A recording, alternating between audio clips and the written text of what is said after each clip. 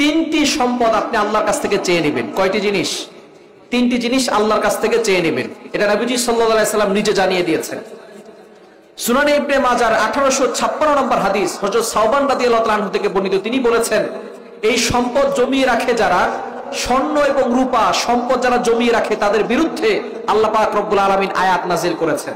তখন সাহাবীরা নবী সাল্লাল্লাহু আলাইহি ওয়াসাল্লামকে জিজ্ঞেস করেছেন, ইয়া রাসূলুল্লাহ, ইয়া হাবিবাল্লাহ, তাহলে আমরা আল্লাহর কাছে কি সম্পদ চাইব? তখন নবীজি সাল্লাল্লাহু আলাইহি ওয়াসাল্লাম এই তিনটি সম্পদের কথা বলেছেন। নাম্বার 1, এক নাম্বার হচ্ছে কলবান শাকিরা। আল্লাহ পাক রব্বুল আলামিন বলছেন, এমন অন্তর তুমি চাইবে আল্লাহর কাছ থেকে যেই অন্তর সব সময় আল্লাহর শুকরিয়া আদায় করে। কার শুকরিয়া? আরো জোরে বলেন, কার শুকরিয়া? অর্থাৎ কৃতজ্ঞ অন্তর, যেই অন্তর সব সময় শুকরিয়া আদায় করে। কার?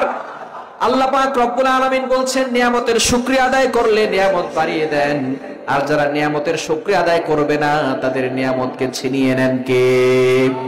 দ্বিতীয় নাম্বার হচ্ছে লিসানান যাকিরা, জিকিরকারী জিহ্বা, যে জিহ্বা সব সময় জিকির করে। কার?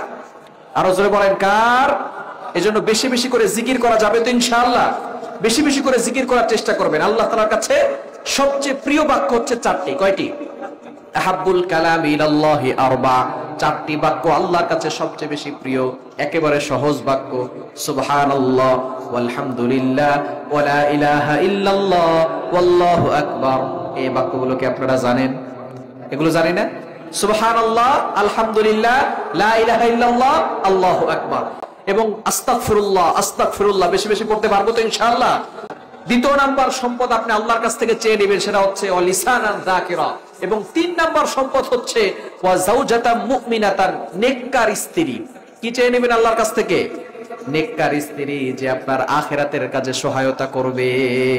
যেই স্ত্রী ভালো হবে যে সংসারের, সে দুনিয়াতেই জান্নাতের একটা সুখ পাবে। আর যার স্ত্রী ভালো হবে না, তার দুনিয়াটাই কেমন যেন জাহান্নাম হয়ে যাবে, ঠিক কিনা?